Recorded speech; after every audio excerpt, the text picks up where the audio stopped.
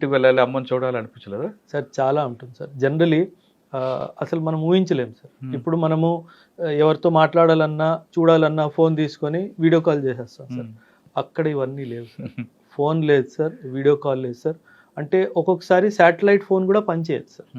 అంటే మేము ఇంటి వాళ్ళతో మాట్లాడడానికి 8 నుంచి 10 కిలోమీటర్లు, కొండల్లో 8 నుంచి 10 అంటే ఇంటూ 4 వేసుకోండి సార్.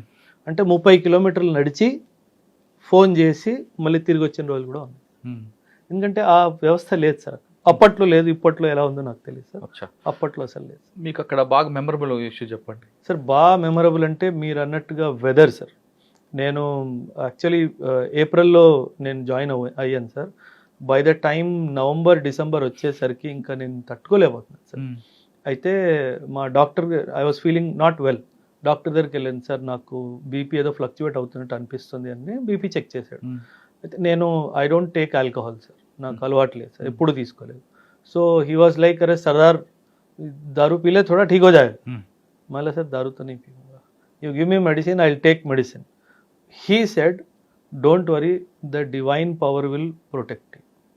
That day sir, ఆ రోజు తర్వాత నేను సియాచిన్లో కూడా వెళ్ళాను.